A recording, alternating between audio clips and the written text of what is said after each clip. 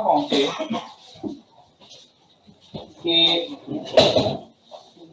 Benzene का structure मालूम करना चाहते हैं, उसके कैरेक्टरिस्टिक्स को अच्छी तरह समझकर जो बातें साबित कर चुके थे। बेंजीन का फॉर्मूला C6H6, उसके अनसैचुरेटेड बिहेवियर को देखते हुए ये पता चल गया था कि वो साइक्लिक है और उसमें 3 पाई बॉन्ड। इसको बुनियाद बनाते हुए हमने कुछ स्ट्रक्चर्स बनाए जो इन तीनों शर्तों पर पूरा उतरते हैं, और हमने ये दावा किया कि ऑब्वियसली उनमें से कोई एक बेंजीन है, और अब किस तरह उसे पकड़ना है ये सोचना है। तो ये स्ट्रक्चर आपके पास बने हुए हैं, फुर्ती से बना दूं क्योंकि इन्हीं का काम है। अब पहला मेरा ख्याल है मैंने ये बनाया था जो हमारी तीनों शराइत पर पूरा उतर रहा है। दूसरा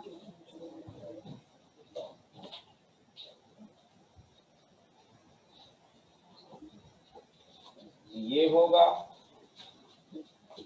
तीसरा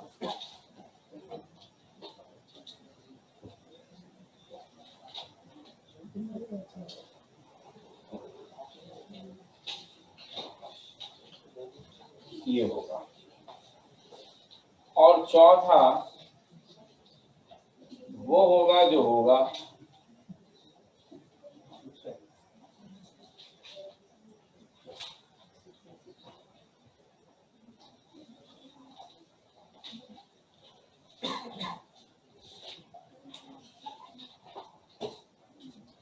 ठीक है भाई। हमने फिर सैचुरेटेड बिहेवियर पढ़ा बेंजीन का, दो बातें लिखी कि कैमलोफोर को डिकलराइज नहीं करता, ब्रोमीन वाटर को डिकलराइज नहीं करता। फिर एक रिएक्शन लिखा कि बेंजीन क्लोरीन के साथ फेरिक क्लोराइड कैटलिस्ट की मौजूदगी में जब रिएक्शन करता है तो क्लोरीन का इलेक्ट्रोफाइल बन जाता है। हमें उम्मीद थी कि वो इलेक्ट्रोफाइल डबल बॉन्ड में वैसे ही एडिशन करेगा जैसे सारे इलेक्ट्रोफाइल करते हैं, लेकिन अनफॉर्चुनेटली ऐसा नहीं हुआ। बेंजीन ने की सब्स्टिट्यूशन, और हमें पता चला कि बेंजीन इसीलिए तो एरोमेटिक कहला रहा है कि वो एडिशन पर सब्स्टिट्यूशन को प्रेफर कर देता है। फिर नाइट्रिक एसिड के साथ भी उसने सब्स्टिट्यूशन की, और उन दोनों की हमने आपके सामने इक्वेशन लिखी। अब उन रिएक्शन से ये कैसे साबित होगा कि बेंजीन कौन सा है? ऐसे साबित होगा कि जब आपने खास तौर पर ये इक्वेशन लिखी कि जब बेंजीन क्लोरीन के साथ इस कंडीशन पे रिएक्शन करता है तो एक हाइड्रोजन बेंजीन का रिप्लेस होकर C6H5Cl बनाता है और साथ में H। अब सवाल ये पैदा हुआ कि बेंजीन के तो 6 हाइड्रोजन थे, उसमें से कौन से हाइड्रोजन ने सब्स्टिट्यूशन की होगी? हमने कहा भाई सब्स्टिट्यूशन का कोई फेवरेट हाइड्रोजन नहीं है, बेंजीन के तमाम 6 हाइड्रोजन सब्स्टिट्यूशन कर सकते हैं, तो किसी ने भी कर दी होगी। ओके, अगर ऐसा हिसाब है कि किसी ने भी कर दी होगी तो आइए इससे मुलाकात करते हैं। ये कह रहा है मैं हूं बेंजीन, और इसको देखकर फैसला करते हैं अगर ये बेंजीन है और ये क्लोरीन से रिएक्शन करेगा और फर्स्ट एक हाइड्रोजन से रिप्लेस होना है, फर्स्ट सब्स्टिट्यूशन, कोई भी हाइड्रोजन हट जाए तो मुझे बताइए इसमें इसके सारे हाइड्रोजन क्या एक जैसे हैं कि मैं कोई भी हाइड्रोजन हटा दूं जो प्रोडक्ट बनेगा वो सेम बनेगा। तो आपको एहसास होगा IUPAC नॉमेनक्लेचर के हिसाब से ये CH2 और ये CH2 एक जैसे दोनों हाइड्रोजन है। ये उन कार्बन के साथ हैं जो सिंगल बॉन्ड बना रहा है, और जो कार्बन सिंगल बॉन्ड बनाता है वो sp3 हाइब्रिडाइज्ड होता है। इस लिहाज से ये दोनों एक जैसे हैं। इसका हाइड्रोजन हटा के क्लोरीन लगाऊं या इसका हाइड्रोजन हटा के क्लोरीन लगाऊं, IUPAC नॉमेनक्लेचर भी लगाकर देख लीजिए, एक ही जैसा प्रोडक्ट बनेगा, एक ही नाम बनेगा। लेकिन ये अलग है, ये CH की जोड़ी है।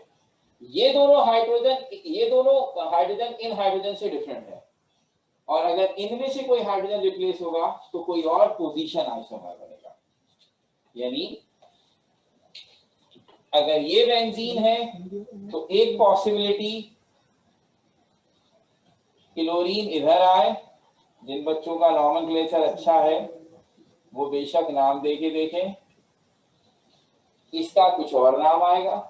और अगर इनमें से किसी से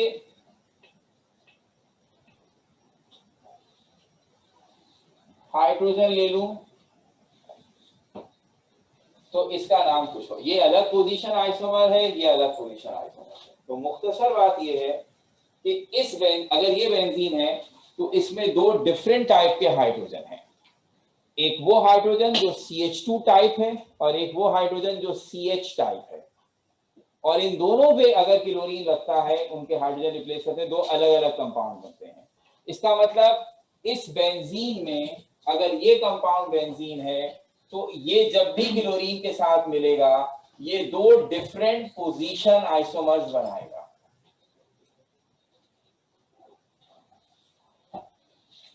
दो डिफरेंट पोजीशन आइसोमर्स बनाने का मतलब है इसमें क्लोरीन को दो डिफरेंट पोजीशंस मिल सकती हैं, और वो मैंने नीचे बनाकर भी दिखा दी। इसका मतलब अगर ये बेंजीन है और क्लोरीन से रिएक्शन हो रहा है और ये कंपाउंड बन रहा है, तो जब आप इसका एनालिसिस करेंगे तो आपको पता चलेगा C6H5Cl का फॉर्मूला रखने वाले दो अलग अलग कंपाउंड्स बने हैं।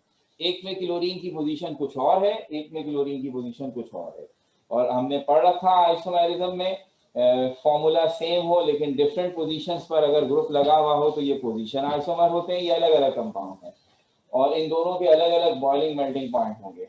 तो अगर हम ये नोटिस करें कि बेंजीन के साथ क्लोरीन का रिएक्शन करवाने पर हमें C6H5Cl के फॉर्मूले रखने वाले दो अलग अलग कंपाउंड मिल रहे हैं, तो हम कहेंगे बेंजीन ये वाला हो सकता है। और अगर हमें दो आइसोमर ना मिले तो फिर ये हमारे मुकाबले से बाहर हो गया। ये तो अभी फैसला होगा, पहले थोड़ा नीचे आइए। इसके बारे में आपका क्या ख्याल है, इसमें कितनी टाइप का हाइड्रोजन है? तो अब फैसला आसान हो गया ऊपर वाले को देखते हुए। सर इसमें भी दो टाइप के हाइड्रोजन है, दो CH हैं और दो CH2 हैं। इसका मतलब है अगर आप इसके साथ भी क्लोरीन का रिएक्शन करवाएंगे तो आपको दो अलग अलग पोजीशंस पर क्लोरीन मिलेंगे। इसका मतलब इस बेंजीन में भी दो पोजीशन आइसोमर्स बनाने की सलाहियत है। अच्छा भाई इसके बारे में क्या ख्याल है? भी वैसे ही है, इसमें एक CH2 है, चार CH हैं मगर दो टाइप्स हो गई, एक टाइप CH एक टाइप CH2। इसका मतलब है ये भी दो पोजीशन आइसोमर्स बनाता है। अब इसके बारे में क्या ख्याल है? अब आपको क्लिक किया नहीं सर, यहां तो सारे हाइड्रोजन एक जैसे हैं, हर कार्बन के साथ एक ही हाइड्रोजन है CH, और वो कार्बन एक तरफ से सिंगल बॉन्ड बना रहा है एक तरफ से डबल, आइडेंटिकल हालात में है सारे कार्बन। इसका मतलब है इसमें तो आप जिसका हाइड्रोजन हटा लें एक ही बात है। इसका मतलब है ये जो बेंजीन है ये इन तीनों से डिफरेंट बिहेव करेगा। जब ये सब्स्टिट्यूशन करेगा सिर्फ एक आइसोमर बनेगा, मतलब सिर्फ एक ही कंपाउंड बनेगा। अब मामला बड़ा क्लियर हो गया। बेंजीन लाइए, क्लोरीन से रिएक्ट करवाइए और जो प्रोडक्ट बने, एक HCl बना वो तो गैस है, उड़ गया, साथ में ये बनता है ये लिक्विड है। सिर्फ एक फैसला करना है, ये जो लिक्विड बना है ये प्योर कंपाउंड है या दो कंपाउंड्स का मिक्सचर है। अगर ये दो कंपाउंड्स का मिक्सचर है तो इसका मतलब है बेंजीन इन तीनों में से कोई एक है। और अगर ये प्योर कंपाउंड है यानी सिर्फ एक कंपाउंड बना है तो इसका मतलब बेंजीन कोई ऐसा कंपाउंड है जिसके सारे हाइड्रोजन एक जैसे हैं और वो फिर ये है। तो सारा फैसला इस बात पर हुआ कि जब आप सब्स्टिट्यूशन करते हैं, चाहे क्लोरीन के साथ करें, चाहे नाइट्रिक एसिड के साथ करें, चाहे किसी और के साथ, आपको सिर्फ ये देखना है कि मोनो सब्स्टिट्यूशन करने के बाद बेंजीन प्रोडक्ट में एक आइसोमर बनाता है या दो आइसोमर। अगर हमें दो कंपाउंड्स का मिक्सचर मिलेगा तो इसका मतलब है बेंजीन 1 2 3 में से कोई एक स्ट्रक्चर है, और अगर हमें सिर्फ एक प्रोडक्ट मिलेगा तो इसका मतलब है benzene is nothing but structure number 4। और अब बताने की जरूरत नहीं है कि क्या हुआ होगा। आज भी और उस वक्त भी हम जब भी बेंजीन के साथ सब्स्टिट्यूशन करते हैं, मोनो सब्स्टिट्यूशन, हमेशा सिर्फ एक प्रोडक्ट, प्योर प्रोडक्ट मिलता है, उसके साथ कोई और चीज नहीं बनती, एक ही कंपाउंड उस फॉर्मूले का बनता है, जिसका मतलब है बेंजीन की चौथी कैरेक्टरिस्टिक हमें पता चल गई। अभी तक तो ये तीन पता थी ना। चौथी कैरेक्टरिस्टिक क्या है? बेंजीन के सारे कार्बन इक्विवेलेंट है, हर कार्बन के साथ एक जैसी सिचुएशन है। Situation in terms of bond and in terms of partner atom. क्या इसमें सारे कार्बन एक जैसे हैं? कोई ट्रिपल बॉन्ड बना रहा है, कोई डबल बॉन्ड बना रहा है, कोई सिंगल बना रहा है, किसी के साथ 2 हाइड्रोजन है, किसी के साथ 1 है, किसी के साथ 1 भी नहीं है। तो they are not equivalent. Equivalent किसमें है? सिर्फ इसमें। हर लिहाज से सारे कार्बन कॉपी पेस्ट हैं, एक तरफ से डबल बॉन्ड, एक तरफ से सिंगल बॉन्ड, और हर एक के साथ सिर्फ एक हाइड्रोजन है। तो सिर्फ इसमें आइडेंटिकल सूरत हाल है, बाकी किसी में भी नहीं है। तो अब इस रिएक्शन को देखकर, ये देखते हुए कि सिर्फ एक आइसोमर बनता है सब्स्टिट्यूशन के नतीजे में, इसका मतलब है बेंजीन एक ऐसा कंपाउंड है जिसके सारे कार्बन इक्विवेलेंट है, और सारे कार्बन इक्विवेलेंट हो तो सिर्फ और सिर्फ ये स्ट्रक्चर बनता है। तो अब ये कमेंट्स हम लिख दें जहां आपने लास्ट टाइम रिएक्शन लिखे थे उसके नीचे, formation of only one isomer of mono substituted benzene shows that all carbon of benzene are equivalent.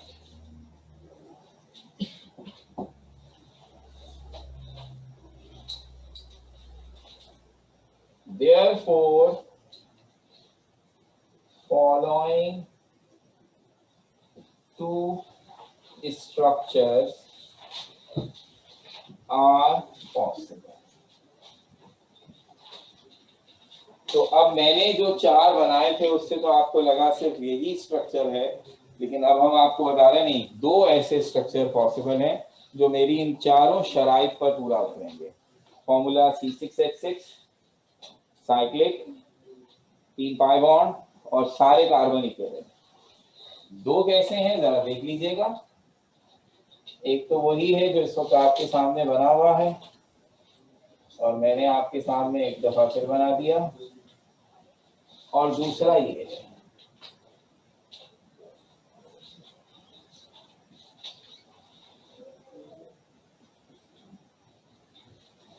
आगे इधर ये तो एक ही बात है, आपने बस डबल बॉन्ड फ्लिप कर दिया। वो तो अब हमें पता है ना ये एक ही बात है। जिस जमाने की हम बात कर रहे हैं उनको लगा कि महाराज ये दोनों में अलग अलग सिचुएशन है, तो ये भी बेंजीन हो सकता है और ये भी बेंजीन हो सकता है। तो ये बेंजीन इन दोनों में से कोई है। देखा जाए तो हमारी आज की नॉलेज के हिसाब से उन्होंने बेंजीन का सही स्ट्रक्चर पकड़ लिया, लेकिन अभी भी कुछ बाकी है।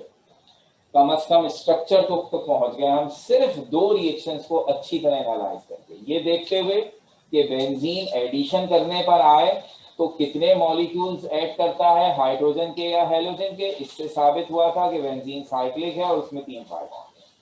फिर ये देखते हुए कि बेंजीन सब्स्टिट्यूशन करता है, तो सिर्फ एक हाइड्रोजन सब्स्टिट्यूट करके वो जो प्रोडक्ट बनाता है उसके कितने आइसोमर बनते हैं। सिर्फ एक आइसोमर बनता है, इसका मतलब है उसके सारे हाइड्रोजन एक जैसे हैं, और उससे हमें पता लग गया बेंजीन इन दोनों में से कोई एक है। अब एतराज क्या है? एतराज तो भी पेट भरकर है। ये स्ट्रक्चर प्रपोज किया था कीपॉन। मैंने आपसे कहा था ये वो आदमी है जिसने, जो उस टीम का लीडर है कह लीजिए, जिन्होंने बेंजीन के स्ट्रक्चर पर बड़े लंबे अरसे तक रिसर्च की।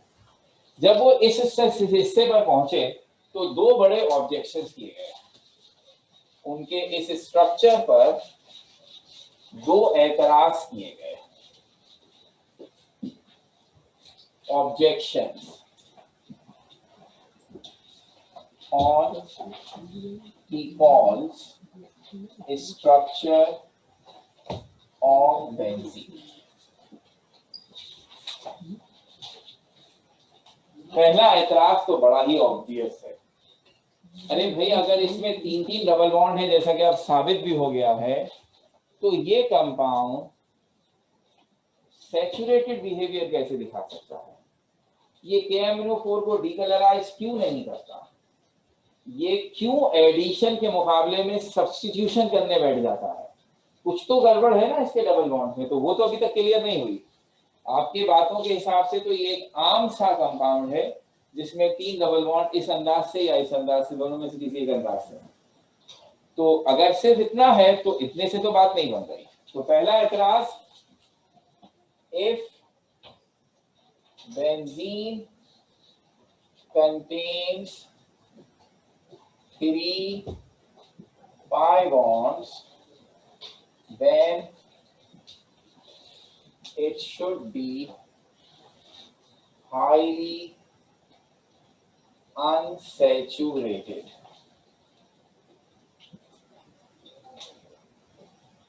But in actual, it shows saturated behavior as well. Unsaturated भी दिखाता है मगर saturated। कैसे मुमकिन है 3-3 डबल बॉन्ड रखने वाला ऐसा करे? तो इसका जवाब दीजिए पहले। दूसरा जरा टेक्निकल किस्म का एतराज है। If Kecol's structure of benzene is correct, then it should give 2 isomers of ortho dibromobenzene.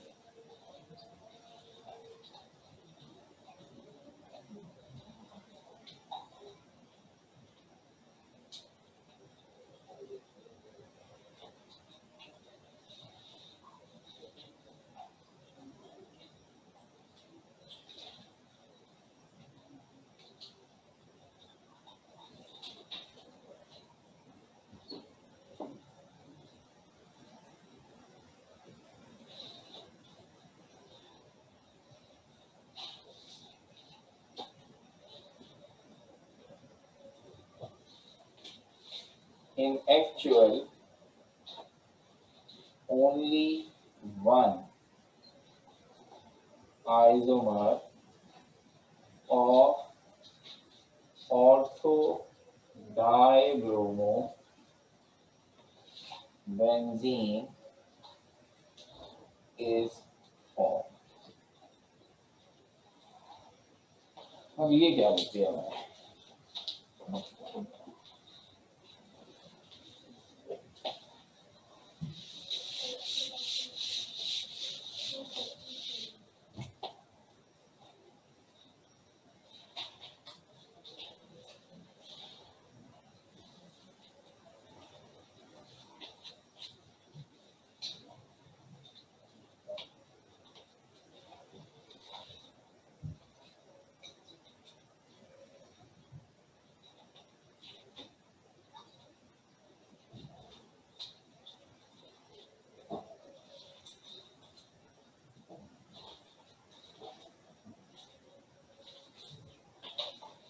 देखिए अब यहाँ क्या लिखा है, उन्होंने कहा अगर बेंजीन का वही स्ट्रक्चर है जैसा कीकॉल भाई कहते हैं, तो उस सूरत में क्या होगा, बेंजीन के सारे हाइड्रोजन एक जैसे थे और एक एक करके सब रिप्लेस हो सकते हैं।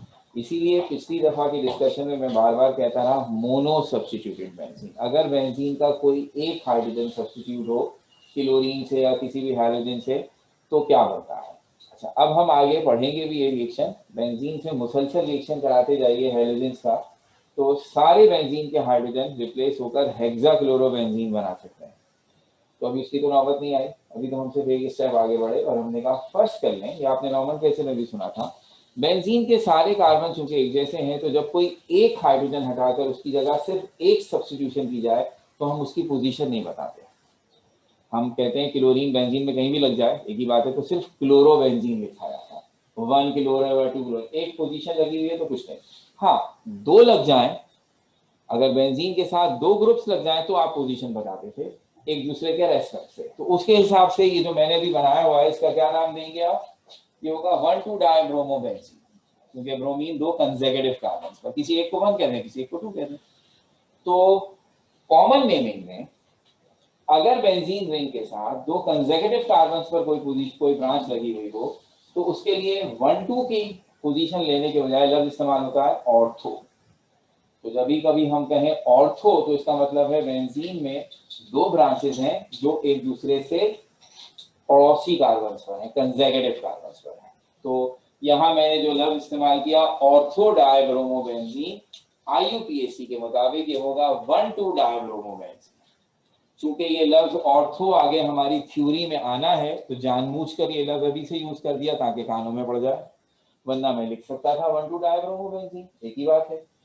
क्या कहा इन्होंने कहा कि अगर हम बेंजीन का वो स्ट्रक्चर मान लें जो कीकॉल कह रहा है तो उस स्ट्रक्चर के हिसाब से 1,2 डायब्रोमोबेंजीन या ऑर्थो डायब्रोमोबेंजीन के दो डिफरेंट स्ट्रक्चर बनते हैं। आपके सामने है जो हमने दो स्ट्रक्चर बनाए थे बेंजीन के, उसके हिसाब से इन दोनों में क्या फर्क है? एक में दोनों ब्रोमीन उस कार्बन पे लगे हुए हैं जिनके बीच में डबल बॉन्ड है और एक में ब्रोमीन उन दो कार्बन पे लगे हुए हैं जिनके बीच में सिंगल बॉन्ड है। ऑब्वियसली ये अलग है, ये अलग है। तो उन्होंने कहा कि कीकॉल अगर अपने स्ट्रक्चर के मुताबिक कहे कि वही बेंजीन है तो उस स्ट्रक्चर की प्रॉपर्टी है कि वो दो ऑर्थो डायब्रोमोबेंजीन बनाएगा, जबकि जो असली बेंजीन है वो सिर्फ एक बनाता है। इसका मतलब है असली बेंजीन में और कीकॉल के बेंजीन में फर्क है, कोई चीज हम मिस कर रहे हैं। ये दो ऑब्जेक्शन हो गए। अब इन ऑब्जेक्शंस पर तुक्के मारे गए, जवाबात दिए गए। उस जमाने में तो हर जवाब को रिजेक्ट कर दिया गया, 19वीं सेंचुरी थी। आज हमें पता चला जब हम हिस्ट्री समेटते हैं कि जीनियस लोग थे, सही जवाब दे दिए थे, मगर उस सही जवाब को समझाओ भी तो सही, समझा सकते थे। 100 साल पहले आप किसी को कह देते कि मैं यहाँ बैठकर अमेरिका में मौजूद किसी आदमी से मैं ऐसे करके डब्बा निकालूंगा और बात कर लूंगा या उसकी तस्वीर भी देख लूंगा और वही तो अब आप वीडियो कॉल कर लेते, उसकी लॉजिक भी बता दें। लॉजिक आपको आज समझ में आए तो उनको क्या समझ में आएगी उस जमाने में, ये क्या बातें कर रहा भाई, क्योंकि उस जमाने में तो वो कोई ऐसी थ्योरी आई नहीं है। अगर आप 100 साल पुराने या 200 साल पुराने लोगों को ये समझाने की कोशिश करें कि एरोप्लेन कैसे हवा में उड़ सकता है और उसकी टेक्निक समझाने की, उनकी क्या समझ में आएगा। चलें ये भी मुश्किल मुश्किल बातें नहीं करते, अपने ही सिलेबस की कोई चीज निकाल कर पढ़ाना शुरू कर दें। बोलते हैं एटम में न्यूक्लियस, न्यूक्लियस में न्यूट्रॉन प्रोटॉन, 200 साल पुराने लोगों को कुछ नहीं पता, वो कैसे मान लें आपकी बात। तो सिर्फ जमाने का फर्क पड़ गया, बेचारों की बात सही थी लेकिन वो थ्योरेटिकली समझा नहीं सके कि ऐसा क्यों होता है। बाद में जब हमें अकल आई तो हमें पता चला जवाब उन बेचारों का सही था, बस वो एक्सप्लेन नहीं करता। तो कौन से दो लोग थे जिनका जवाब ऑलमोस्ट सही था, वही हम आपसे शेयर कर रहे हैं।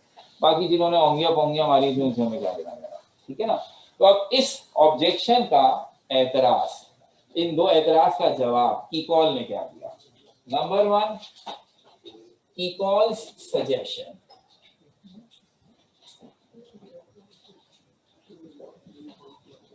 कीकॉल की सजेशन ये थी कि बेंजीन यही दो स्ट्रक्चर्स हैं।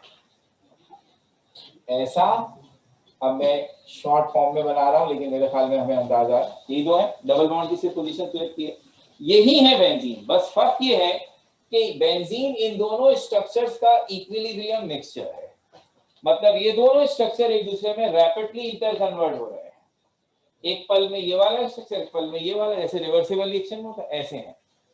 तो benzene is basically the equilibrium mixture of these two compounds और दीज टू स्ट्रक्चर। तो इससे क्या हुआ, इससे इन दोनों जवाब को कैसे आप जस्टिफाई कर रहे हैं, अब देखिए कैसे कर रहे हैं। अगर ऐसा हो रहा है कि ये मुसलसल अपनी जगह बदल रहे हैं, इसका मतलब एक पल में डबल बॉन्ड यहाँ है और अगले पल में यहाँ है, तो double bond is flipping its position because of the equilibrium. इससे क्या फर्क पड़ा, बड़ा आसान फर्क पड़ा। आप ये साबित करना चाह रहे थे कि ये double bond ordinary double bonds की तरह रिएक्टिव नहीं है। क्लोरीन जब रिएक्शन करने आता है आम डबल बॉन्ड से तो फौरन ऐड हो जाता है रूम टेम्परेचर पर, और जब बेंजीन के पास आता है तो उसको बड़ी मुश्किल होती है। क्यों, बड़ी आसान सी बात है। इस कमरे में यहाँ ये बच्चों की तस्वीर लगा दी हमने, मुर्गी की तस्वीर लगा देता, एक मुर्गी की तस्वीर लगा दी, चिकन, और आपसे कहूँ जरा इसको हाथ लगाएं, आंखें बंद करके तो मसला है क्या?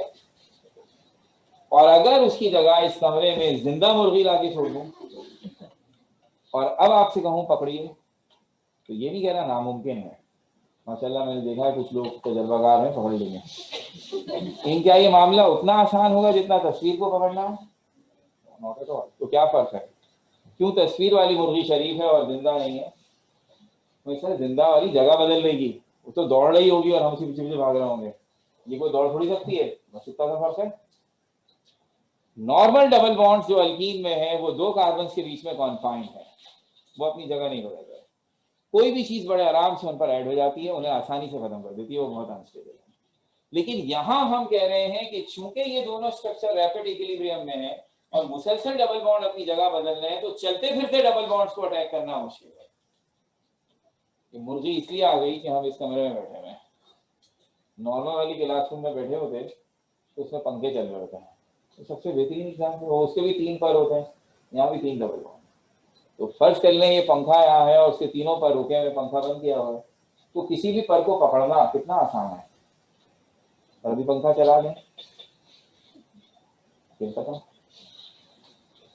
तो बिल्कुल ये उसकी मिसाल ये थी कि डबल बॉन्ड घूम रहे हैं, तो अब कोई भी चीज डबल बॉन्ड्स पर उतनी आसानी से ऐड नहीं होगी जितनी आसानी से वो नॉर्मल डबल बॉन्ड हो जाती है। That's why these double bond are special and they are showing little different behaviour from the ordinary double bond. क्या बात है तेरी चाल भी, वाह वाह वाह। अच्छा अभी इसका जवाब बोले तो खुद ही हो गया। जब डबल बॉन्ड अपनी जगह बदल रहे हैं तो इसका मतलब है एक पल में इन दोनों ब्रोमीन्स के बीच में डबल बॉन्ड है, अगले पल में डबल बॉन्ड आगे चला गया, तो एक ही कंपाउंड है, डबल बॉन्ड फ्लिप हो रहा, तो डजंट मेक एनी डिफरेंस।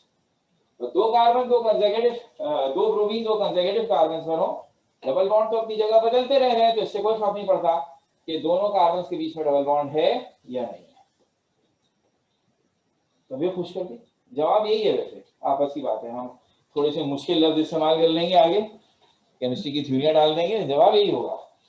लेकिन उन्होंने नहीं माना, वो भी हक पर थे। उन्होंने कहा अच्छा इसका मतलब है डबल बॉन्ड घूम फिर लेते हैं, तो ये घूमना फिरना बेंजीन ने क्या ज्यादा पैसे दिए, बाकी बेचारे क्यों नहीं कर रहे ऐसा? मतलब बड़ा सॉलिड एतराज था। जैसा ये साइक्लिक है, जैसे इसमें डबल बॉन्ड है, ऐसे ही एक 4 कार्बन वाला भी कंपाउंड होता है जिसमें 2 डबल बॉन्ड आ जाए, तो इसके भी डबल बॉन्ड घुमाइए ना, इसको भी बोलिए एक पल के लिए इधर चला जाएगा, नहीं इसमें नहीं होता, ये नॉर्मल कंपाउंड, इसमें कोई एरोमेटिसिटी नहीं। तो इसी में क्यों है, जब आपका दिल चाहे डबल बॉन्ड घुमा दो, जब दिल चाहे ना घुमाओ। तो हमें कोई लॉजिक देनी पड़ेगी कि ये जो प्रॉपर्टी आप बेंजीन के साथ एसोसिएट कर रहे हैं कि इसके डबल बॉन्ड घूम रहे हैं, तो सिर्फ बेंजीन ही के क्यों घूम रहे हैं? और भी तो साइक्लिक कंपाउंड दुनिया में है जिनमें कार्बन एटम्स की तादाद 6 से ज्यादा हो सकती है। 8 कार्बन वाला भी एक साइक्लिक कंपाउंड बना दें, उसमें 4 डबल बॉन्ड डाल दें, वो नहीं घूमते। तो इसका मतलब हमें कोई और लॉजिक देनी पड़ेगी, व्हाई ओनली बेंजीन और बेंजीन रिलेटेड कंपाउंड। तो शायद वजह तो बता दी, लेकिन उस वजह की वजह नहीं बता पा रहे कि ये वजह इसके साथ क्यों है। ये एक का जवाब था। दूसरे का जवाब था, वो इससे भी जबरदस्त आदमी निकला भाई। वो आदमी था, 2 आदमी थे बहरहाल, buyers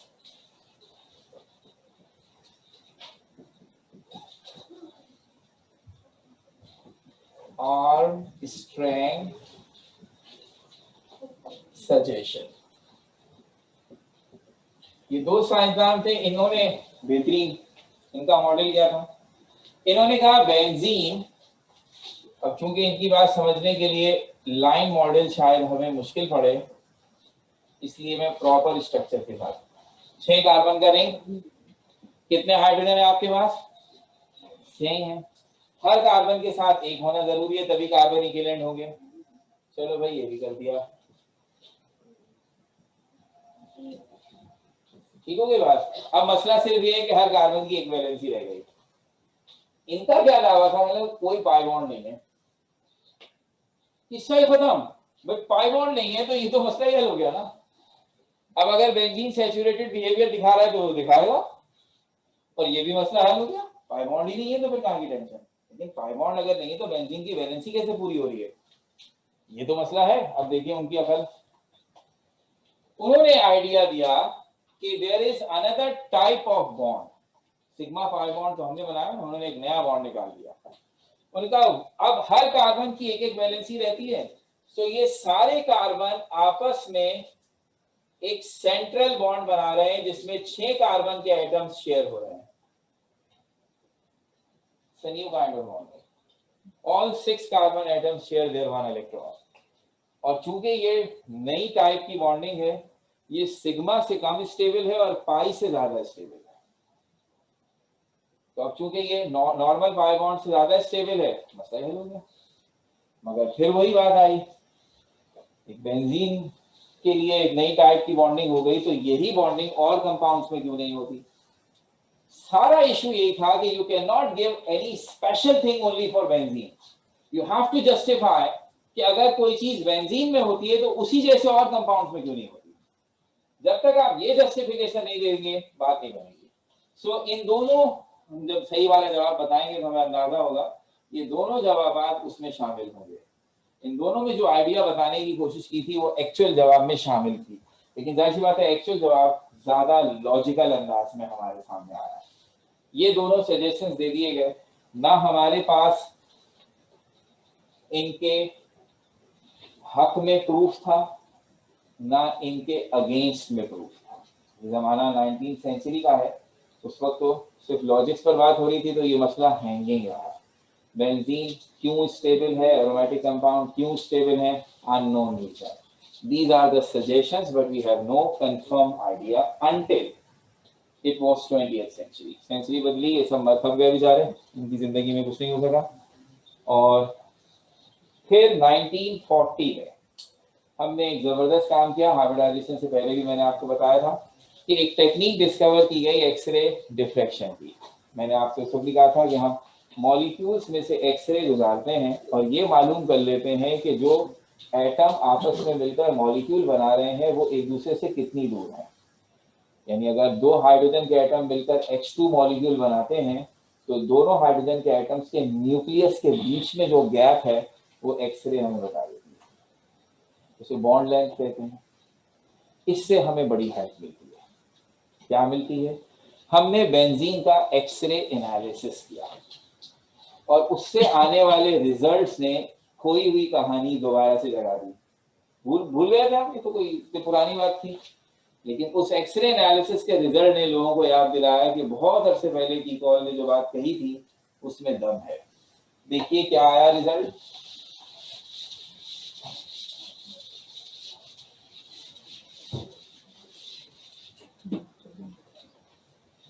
x ray analysis of benzene.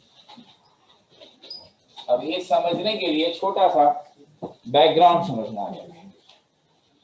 दो कार्बन अगर आपस में सिंगल बॉन्ड बनाए, चाहे वो किसी भी कंपाउंड में हो, दो कार्बन के बीच में सिंगल बॉन्ड का मतलब है कि जब भी आप एक्सरे की मदद से उनके दरमियान डिस्टेंस निकालेंगे, देयर बॉन्ड डिस्टेंसेस या bond length is 1.54 degree angstrom.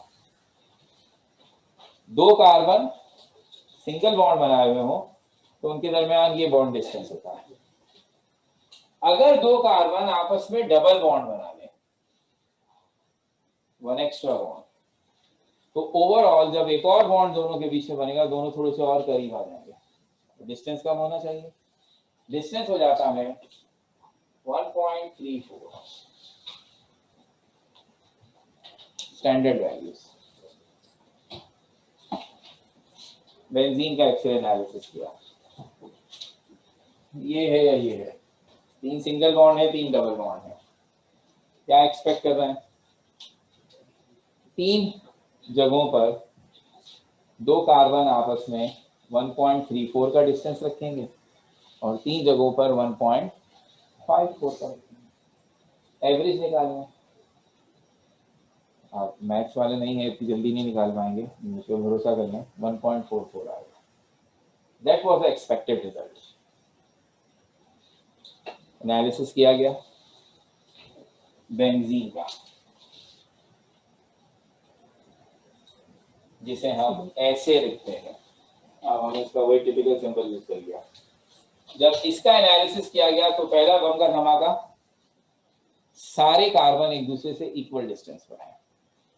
तो ये सोच के 3 सिंगल बॉन्ड है और 3 डबल बॉन्ड, तो 3 में डिस्टेंस ज्यादा होगा और 2 3 में कम होगा। No, all carbon atoms are equidistant from each other and that distance is 1.39 degree angstrom।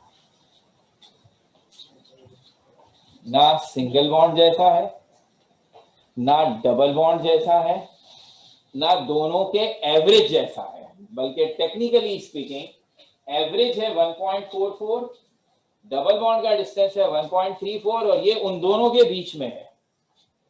It means double bond के लिहाज से थोड़े दूर हैं, सिंगल बॉन्ड के लिहाज से बहुत करीब है। तो अब ये कौन सा बॉन्ड है? बोला 1.5वां बॉन्ड, 1.5 बॉन्ड। ऐसी बात लगी, ये कैसा हो सकता है? तो उन्होंने कहा सिर्फ एक ही सूरत में हो सकता है कि अगर हम कीकॉल की सजेशंस मान लेते कि ये दोनों कंपाउंड एक दूसरे में रैपिड इक्विलिब्रियम में है, इट मींस अगर डबल बॉन्ड तेजी से घूम रहे हैं तो एट ए टाइम 2 कार्बन के बीच में सिंगल बॉन्ड है और आधा डबल बॉन्ड है, आधा इधर आधा आगे, क्योंकि तेजी से घूम रहा है। तो अगर ऐसा है तो फिर ये वैल्यू आती है। तो ये वैल्यू कंफर्म कर रही है कि बेंजीन के डबल बॉन्ड घूम रहे हैं। अब घूम क्यों रहे हैं? थ्योरी आप ढूंढते रहिए, हमने प्रैक्टिकली साबित कर दिया हो रहा है ये। अब क्यों हो रहा है, अब ये थ्योरेटिकल लोग ढूंढते रहे इस बात को, लेकिन ये इससे साबित कर दिया कि ये बहुत पुराना बुढ़े ने जो बात की थी वो बिल्कुल सही थी, हमने नहीं मानी और बात। ये एक्सपेरिमेंटल वेरिफिकेशन हो गई। अब जरा मामला आसान हो गया। साइंसदानों के लिए वही वाला सब, ऐसा आपके लिए होता है सर आंसर बता दें फिर हम कर लेंगे। न्यूमेरिकल कर रहे हो तो आपको तो आंसर, फिर बाकी काम तो किसी ना किसी तरह खींचतान के वो आंसर ले ही आएंगे। बहुत तरीके होते हैं, आंसर पता हो जाए तो बड़ी सहूलत हो जाती। तो यहाँ इनको भी सहूलत हो गई। अब उन्हें ये पता लग गया कि हो कुछ ऐसे ही रहा है। तो अब इस लाइन पे सोचिए, बहरहाल बहुत ज्यादा इंतजार नहीं करना पड़ा, थ्योरी निकली। और जैसा कि मैंने आपसे कहा था, सारा एतराज ये था कि मैं कोई ऐसी बात नहीं कह सकता जो सिर्फ बेंजीन के लिए हो कि इसमें कोई सुरखाब के पल लगे हुए थे। मुझे ऐसी थ्योरी पेश करनी होगी जिसमें मैं ये कहूं जिसमें ये खूबी होगी वो ऐसा बिहेव करेगा, चाहे वो ऑर्गेनिक तो छोड़ो, इनऑर्गेनिक का भी कंपाउंड हो। तो ऐसी लॉजिक लाई, वो आ गई। उस थ्योरी का नाम है रेजोनेंस थ्योरी। और मजेदार बात ये है, हम तो खैर इसे एरोमेटिसिटी कह रहे हैं ऑर्गेनिक में, इनऑर्गेनिक वाले इसको रेजोनेंस कहते हैं और इसे अप्लाई करते हैं इनऑर्गेनिक चीजों पर। और इस थ्योरी में कौन सी खूबी है, जो कुछ भी हम इसका हिसाब किताब बनाएंगे, द नेट रिजल्ट इज, जो रेजोनेंस की खूबी रखता है वो औकात से बढ़कर स्टेबल हो जाता है। यही था ना एरोमेटिसिटी। यानी हम एक सब्सटेंस का स्ट्रक्चर देखें, उसके स्ट्रक्चर के हिसाब से उसे जितना स्टेबल होना चाहिए वो उससे बढ़कर स्टेबल निकल रहा है। तो हमें बताया गया उसकी वजह है रेजोनेंस। जो रेजोनेंस दिखाएगा वो एक्सपेक्टेशन से बढ़कर स्टेबल होगा। हमारे दिमाग ने क्लिक किया, बोला यही तो बेंजीन का इशू था। तो ये रेजोनेंस बेशुमार इनऑर्गेनिक के आइंस में होती है, हम उसकी भी एक आधी एग्जाम्पल दे देंगे। और बेंजीन में यही, अब ये है क्या ये अब आपको समझाना है। तो the answer of whole this thing, जो आखिरी रह गई बात, वो है resonance theory. Benzene is showing basically the property of resonance. क्या होती है रेजोनेंस, और सिर्फ बेंजीन ही क्यों शो कर रहा है, या यूं कहिए अब ये तो नहीं है सिर्फ बेंजीन शो कर रहा है, बहुत सारी और चीजें भी कर रही हैं। तो जो भी शो करती हैं वो क्यों करती हैं, वो सारी कहानियां अब यहाँ क्लियर हो जाएगी। That would be the last thing इंशाल्लाह। Thank you.